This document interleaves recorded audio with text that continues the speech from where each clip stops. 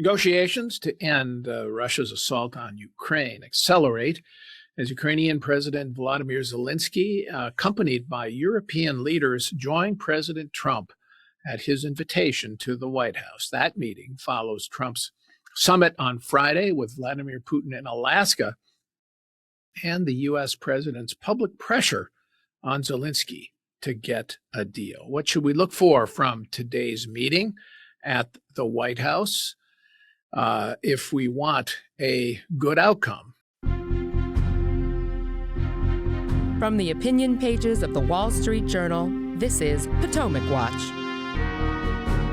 That's the topic today on Potomac Watch. Welcome. I'm Paul Gigot here from the Wall Street Journal, and here with my Ukrainian war-watching colleagues, Jillian Melcher and Kate Batchelder Odell. So first, let's talk about the results after we've had 3 or 4 days here to absorb what happened on Friday in Alaska, something of a truncated ending to the summit.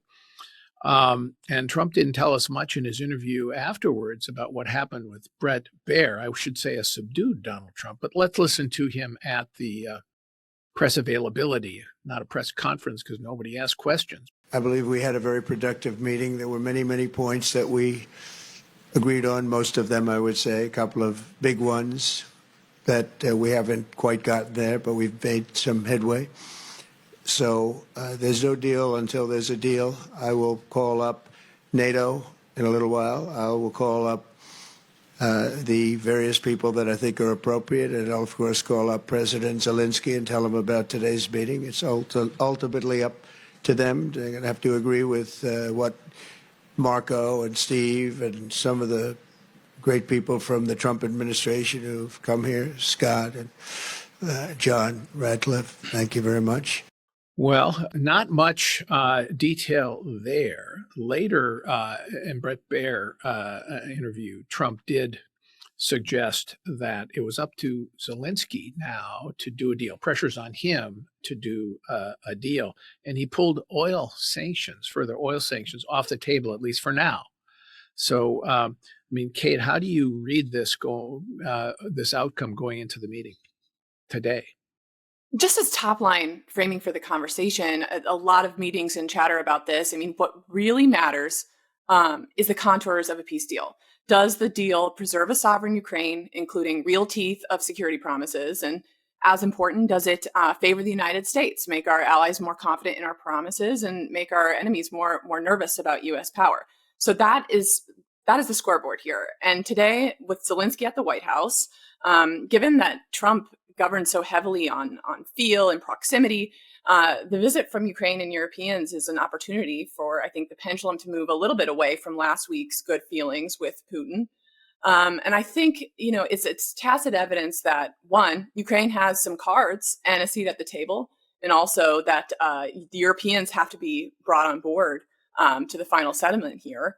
You also have Trump and his right hand, Steve Witkoff, saying a little more openly that Ukraine's going to need real security guarantees. The details there matter tremendously, but that's a good development. And so I think a lasting, durable deal is a bank shot. But I also think, as framing of the meeting today, there's a lot of sniping out there from the Biden team and from the liberal internationalists about this summit last week. And the truth is that the Biden crowd ran the war for 4 years. They were terrified of escalating with Putin. They never got him to the table. And nobody should think we'd be in a better place if Harris were in charge. And so I guess that's my opening provocation for a bull case of getting to a deal that's at least tolerable in Ukraine. Well, there's certainly a lot to unpack in all of that. I don't think anybody is, I'm certainly not suggesting that things would be better if Kamala Harris had been in charge, but she's not. She's out of the picture.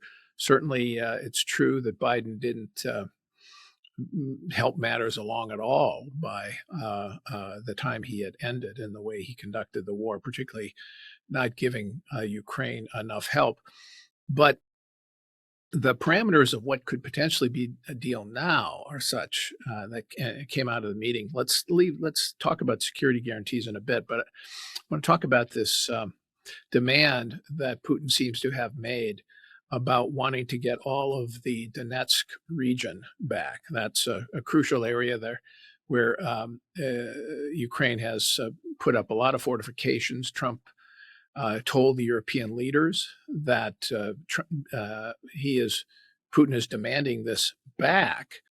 But it isn't clear from the reporting I've seen or my own reporting whether or not Trump has agreed to that. It doesn't appear that he has. That seems to be part of the negotiations. Just tell our listeners, Jillian, why this is so important a region in the east of Ukraine and why Putin is set on conquering it, because he doesn't control all of it now. Yeah, so the key thing to understand here is that there is something called the Fortress Belt. And what that is a 31-mile stretch of cities, settlements, villages that Ukraine has spent the last 11 years since 2014 heavily, heavily fortifying. And every time that Russia tries to bust through this, it gets whacked pretty hard. I mean, the Ukrainians are outnumbered, they're outgunned. But the casualties that Russia suffers every time that it comes and tries to break through this really heavily fortified line, it's been very difficult for the Russians to overcome. And I'm looking at the Institute for the Study of War saying that it would take at this rate several years for them to be able to break through. Now, this fortress line is what is keeping the Russians from pushing further west, from threatening places like Kharkiv or Dnipro. And if the Ukrainians were cornered into giving this up, what that would mean is they lose this defensive position, the Russians gain it, and you're basically trusting Russian promises that they're going to stop and they're not going to make another go at it. But I don't think that we have a lot of evidence that Russia keeps its promises. To the contrary, everything from the Budapest Memorandum, where Russia promised to be one of the guarantors of Ukraine's territorial integrity, to Minsk I and Minsk II, the ceasefires that they repeatedly violated, indicates to the Ukrainians that the Russians don't keep their promises. And then if you're looking at what Putin said at the Alaska summit, there were a lot of references of root causes. And what Putin uses that phrase to mean is that he's upset that Ukraine is an independent state that is capable of defending itself. So I think that if Ukraine gives up this key fortress belt, Russia is in a much stronger position to push further west next time. Right. But let me interrupt there, because I think the response might be from the Trump administration to that argument as well. Okay, if the Ukrainians don't give this up in negotiations, Putin's going to take it by force. It might not be by next week, but before too long, they continue to advance, and Putin will take it anyway. So why not get this in return for a larger peace deal? You're not talking about weeks, you're not talking about months, you're talking about years if Russia is capable of this at all. And Ukraine wants a position where Russia is still under sanctions and its economy is struggling to be on wartime footing. If you ease that, though, and if you hand this territory, I don't think that there's any guarantee that Russia is going to stop. It just makes it tougher for Ukraine to defend the next assault. There's conflicting reports about what U.S. intelligence services claim about this. I mean, I've seen one report that says it won't be just a matter of months or years. It could be shorter than that, when given Russia's pace of advances. Others are more skeptical. It's hard to know, because the battle can change pretty quickly. But is there a real risk that Ukraine could lose this territory, Jillian? You know, I'm pretty skeptical of that. I think we have to keep in mind that at the start of the war, some of these experts were predicting that Ukraine would fall in 3 days. Mm-hmm. What I'm looking at is Pokrovsk. That's the current battle where the Russians seem to be closing in. But they have been fighting for that small area. It's like pre-war population of 60,000 for about a year and a half. And at different points in the war, suffering casualties of about 14,000 to 15,000 a month. So I think that just shows how this, and that's not even part of the fortress belt. That's just another significant part of Donetsk that's been a barrier to the Russians breaking through a little bit further south. So I do think the Russians face some real difficulty pushing through this. Ukrainians are definitely outmanned, definitely outgunned, but these defensive fortifications matter. And I think what also matters is Russian intent. And again, this is just setting Russia up to be on a stronger footing if it tries to make another go. Yeah. One thing we all agree on here is that whatever Putin promises, you cannot believe. So it's really a question of what the deterrent and the security guarantees you can establish.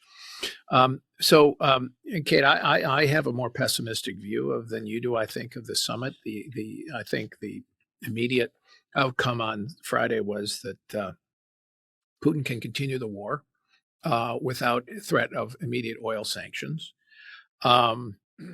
But the one element of this where I think there is progress, is potential progress at least, is this issue of security guarantees that Witkoff said on the Sunday shows that Putin had said he has no problem with willing to accept security guarantees, and Trump, Witkoff suggesting that maybe the president is also willing to entertain U.S. participation in those guarantees. Now, there are no details on that yet, but what do you make of this development? Do you think Trump recognizing that if he does really want peace, he's got to do something on the guarantee front? Well, I don't want to say I was too optimistic about the readout of the summit. I was trying to look descriptively here. If I were advising Trump, I would have advised him against it. I mean, we seem to be the only one who made concessions there, moving off the ceasefire demand for Putin. I mean, you'd advise him against the summit. Absolutely. Okay, yeah. Bringing him to Alaska with no articulated standard of what we want to achieve, and then no great breakthrough.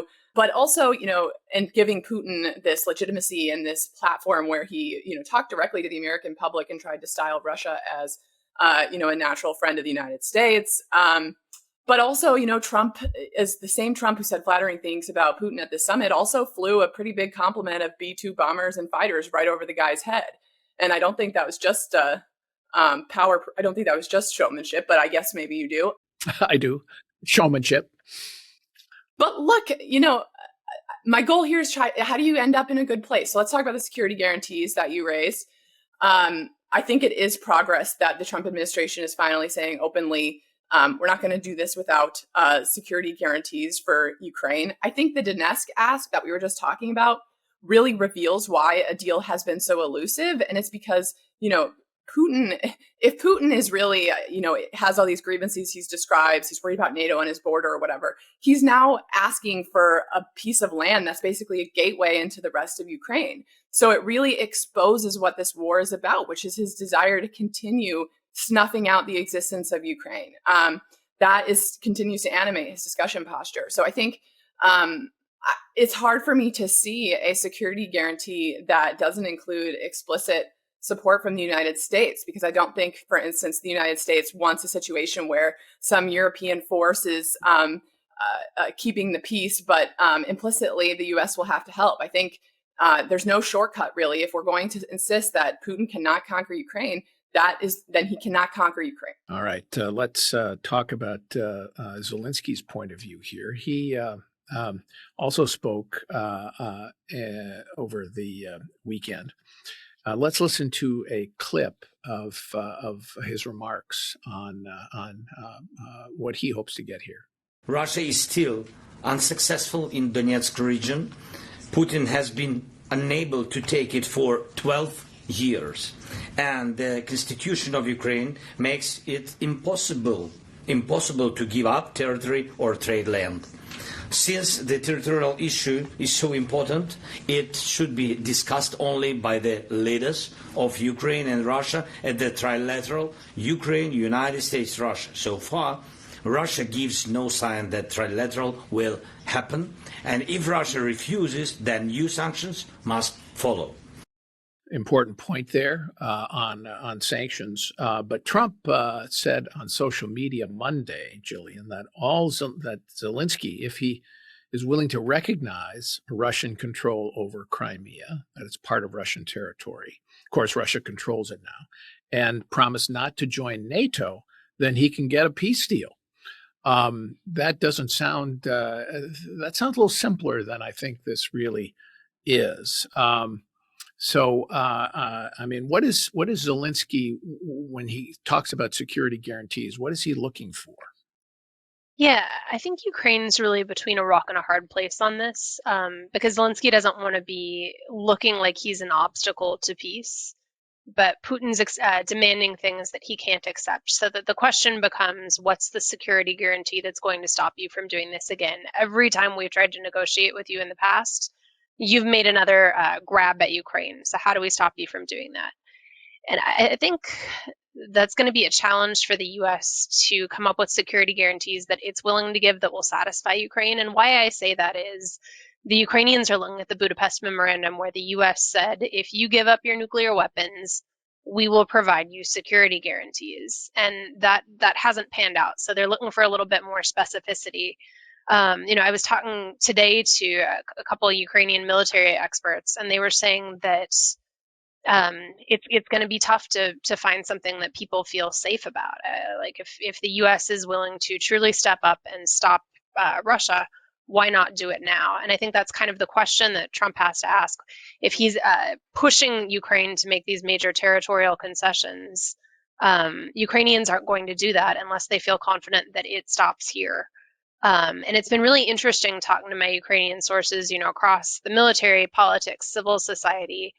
I think there's a U.S. perception that if we withhold military support and weaponry, that is going to force Ukraine to accept a peace, even if it's a bad peace.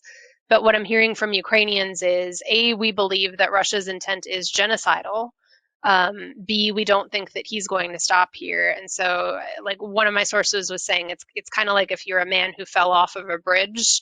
You're in the water, you're struggling to survive and not drown, flailing about, and it would be really nice if one of your Western partners comes and tries to help you out. But if not, the choice is keep swimming. And I think that's kind of the position that Ukrainians see themselves in, that if they're offered a bad peace, you don't give up and drown, you keep fighting. So let me throw out a couple of things here as part of what we could look for security guarantees. One is you'd have to have an armistice line that was fortified. Certainly on the Ukrainian side. You'd have to have the ability of the Ukrainians to build up their defenses, both with arms they'd purchase from abroad, but also build up their own defense industries that they could produce themselves with money from their own economy, but also from the West. I think you probably, Kate, you have to have foreign troops on the ground somewhere. I think there, now European troops would be important. My own view, if you were asking me, and they're not, I would say U.S. troops should also play a role here as a deterrent. But even if Trump won't go that far, I mean, you have to have U.S. air power playing some kind of a role here as a monitor, and you have to have U.S. intelligence there talking about satellite monitoring to tell Ukraine what Russia is up to. I mean, because Putin could strike anytime through Belarus, anytime through the north, even if you put a fortified line in the east. So, I mean, there's all of that, I think, has to be part of this. And then you have Giorgia Meloni, the Italian prime minister, her proposal for some kind of security guarantees with what she calls Article 5 properties. Article 5 being the NATO provision that says if one NATO country is attacked, it's an attack on all. But I don't know what Meloni's really talking about in practice. Do you? I don't. The example that gets tossed around a lot in Trump circles and elsewhere on this is the Korean War, the armistice negotiated to end that war. But there's some problems with that parallel. I mean, we are talking about kind of freezing this conflict along the current lines, and the Korean War was ended at the 38th parallel where it started. So one question I have is what territory is Putin going to give up? Because right now, the answer appears to be zero. Which seems untenable to me if you were describing the outlines of a deal that favors the United States and its prestige and power. The other thing too, again, the Korean armistice featured we have U.S. troops in Korea enforcing it right now. That war never ended. It's ongoing, and it's because we've decided to be there and keep the peace. And so that may be unpleasant as a political reality. It might be further than Trump is willing to go. But if that's the case, what that really suggests to me is that he's still not to the contours of a deal. And what he needs to do is get more leverage. And the only way for him to get more leverage is economic pressure or military pressure by arms through Ukraine. Where I really winced on the Sunday shows this week was where Marco Rubio said, look, American life is going to go on one way or the other, no matter what happens in Ukraine. First of all, bad negotiating strategy to say, Putin, you have to do this, but if you don't do it, nothing really changes for us. And second, also just not leveling with the American public that in Ukraine, Las Vegas rules don't apply. What happens there won't stay there. Stable Europe matters to the United States. That's a lesson we learned in blood in the 20th century. So I think that the overall top line is that while I'd like to be open to an end state that's tolerable and is acceptable, even if it's not ideal, it may be that he still has to provide Ukraine more arms before that really gets there.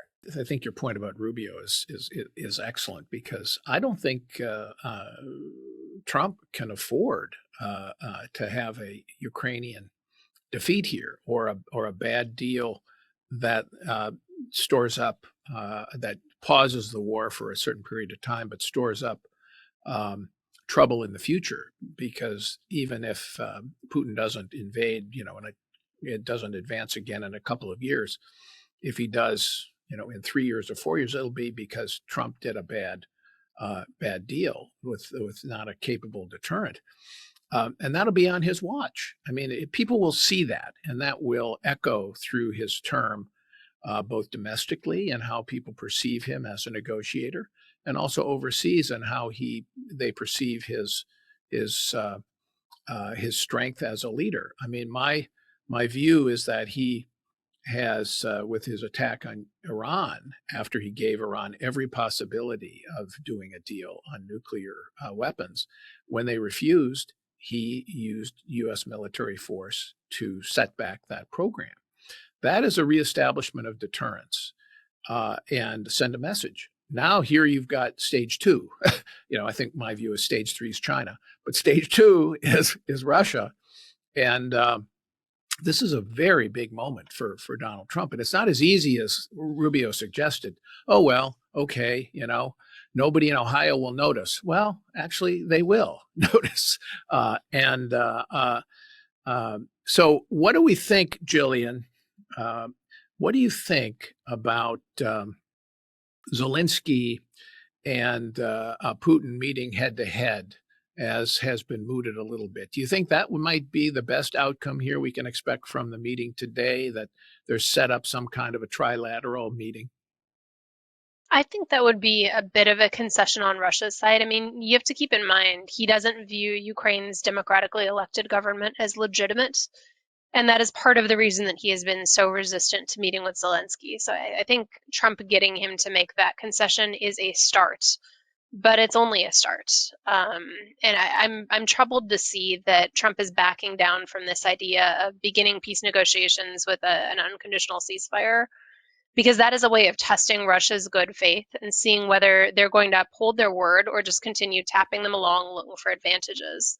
So it seems to me right now like the U.S. is the one that's made all the concessions, that Russia is getting its way on the format of how peace talks proceed, and largely on the substance of the proposal. And that if Zelensky says no to that, Russia is going to try to persuade Trump that he is the obstacle to peace. I assume that Zelensky is going to try to be as accommodating in this meeting today as he possibly can, Kate. He doesn't want to have Trump essentially walk away from the negotiation. So he's got to try to walk a fine line here.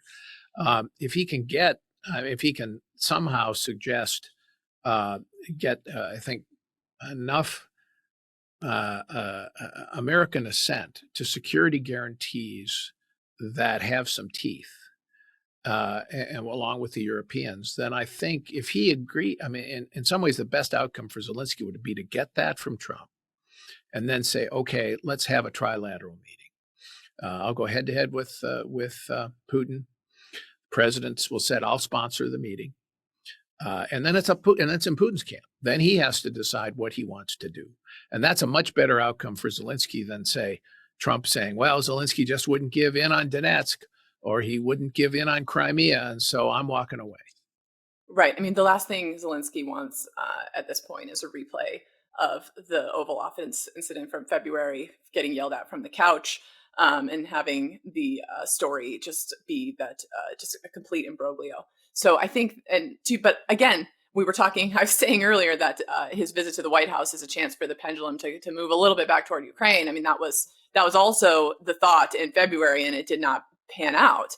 But I agree to your point that he has a profound interest in continuing to be flexible and to try to agree to whatever he thinks he can really sell in Ukraine, because I think that trilateral meeting is going to expose a lot of what we already have seen, which is that Putin is not really willing to come to the table yet. It doesn't look like. Again, the administration is making a lot of that they extracted some concessions in behind the scenes, and that they just won't negotiate in public, and that there's more to see here, and we're within days of knowing whether there's any substance to that, because right now there's no meat to put on that bone. And I guess they would argue that Putin, the tea leaves, that Putin might be more comfortable with some kind of Western presence is a concession from him. But my concern is that Putin may think that there's no real, for all the reasons we were talking about, there's no real Western peacekeeping force that's going to be politically or militarily saleable in the end. And so I think Zelensky's play is to, like Jill said, keep swimming, try to keep this alive, and hope the president really continues to turn on Putin over time. Yeah, and then pressure would build on him to impose secondary oil sanctions that he's now taken off the table for a time, as well as more armaments into Ukraine. Well, we all want the war to end, but we want it to end in a way that's a durable peace and not one that stores up war down the line, maybe sooner rather than later.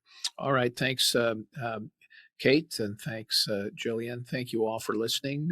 We are here every day on Potomac Watch, and we'll be here later in the week to talk about what happened at the meeting with European leaders and Donald Trump when we are here tomorrow. Thanks for listening.